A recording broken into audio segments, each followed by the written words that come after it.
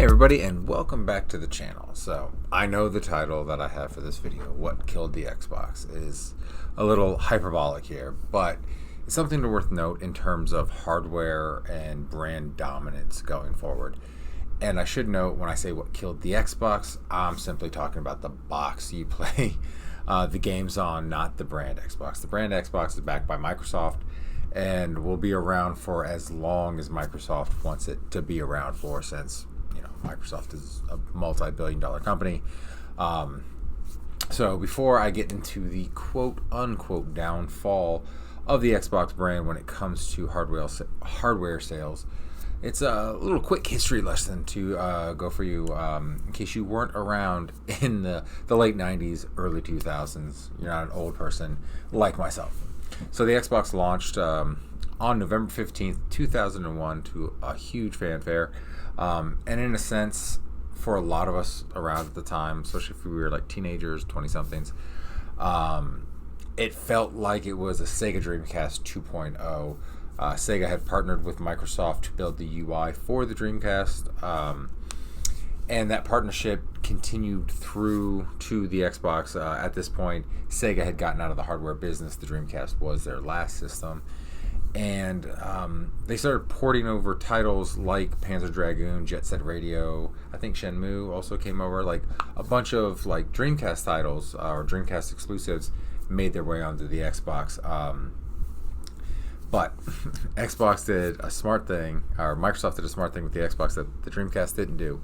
And they had a DVD player in their system all ready to go. The only thing you had to do was buy the remote for it, which I always felt was dumb. I was like, the PlayStation, I can just use my controller to use the DVD player. The Xbox, you had to have the special remote to do it. And then as the new kid on the block, Microsoft had to bring out the big guns in terms of marketing. And boy, did they bring the biggest gun when it came to a game of that generation. And that game is Halo Combat Evolved. But in spite of, Halo being maybe, I don't know, of that generation, I think Halo might be the most well-known game of that generation. Halo 2, and the huge marketing blitz. Xbox did finish in third place of that generation, with the GameCube just edging it out, and the PlayStation 2 beating the ever-loving crap out of both of them.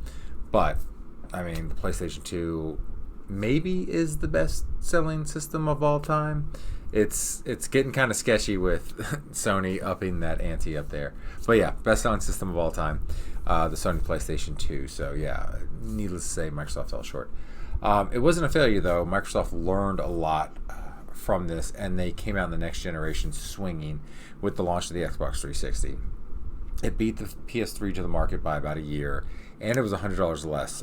And for the vast majority of the generation, it dominated Sony. In the end, the PlayStation 3 did edge out the Xbox 360 in total sales, but I honestly think what attributed to that was the PlayStation 3 having a Blu-ray player, and much like the PS2 before it, the Blu-ray player was one of the best on the market for one of the lowest prices. I know I bought my PlayStation 3 mostly for the Blu-ray player. My PlayStation 3 was a Blu-ray player, played Metal Gear Solid 4 and MLB The Show, and that's about it. Where my Xbox 360, I played a slew of games on. So honestly, I think the PS3, one, the lowering the price of the PS3, and the fact that it had a Blu-ray player because Microsoft backed HD DVD, I think is what helped it overcome it in the end. But let's not forget the Wii won that generation. Like at the end of their first generation, Microsoft was learning from some of their mistakes. Their next system would have Blu-ray support like the PS3 did, and it was going to have the next Halo, the next Gears of War. What could possibly go wrong? Well, two things. One, Microsoft got cocky. More on that in a second. But then also, enter the Kinect. For those of you who weren't around or don't remember, the Kinect was a parable that introduced at the end of the 360 generation. It had some cool ideas and some cool functionality, but like most motion controls, it didn't deliver on the promises. It promised way too much and delivered on very few of those promises. So in a sense, it was the start of Microsoft's downfall. The Kinect killed the Xbox, basically. So how did this accessory kill the Xbox? Well, first and foremost, with all Xbox Ones introduced in the next generation, you had to buy the Kinect with the Xbox. The Xbox, Microsoft wanted the Xbox to be a whole like home entertainment system kind of thing. You just didn't play video games on it, but you hooked your satellite or cable TV into it, and you could control everything with your voice. Connect, do this, connect, do that, and it would do it. But here's the problem. At the launch of the generation, you had to get the Kinect, and the Kinect was $100. So that made the Xbox One $100 more than the PS4. The main reason why the 360 dominated the generation before, at least through the vast majority of that generation, was the Xbox was less money than the PS3. It beat it to market. Here, though, it wasn't beaten to market. The PS4 and the Xbox One were coming out roughly at the same time. And in this generation, the Xbox was $100 more than the PS4. A lot of people like to blame Microsoft's messaging at that year's E3 and how it sank the Xbox One. And yes, the muddled message was a mess, but in the end it was the price. The PS4 was $100 less, and at the end of the PS3 generation, Sony's first-party studios were really hitting their strides with exclusive like God of War, Uncharted, and The Last of Us, where, like I said before, Xbox was kind of just offering more Halo, more Gears.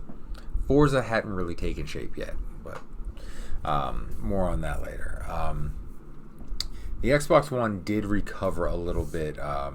Game Pass and backwards compatibility all the way back to the first generation of the Xbox helped that out a bit.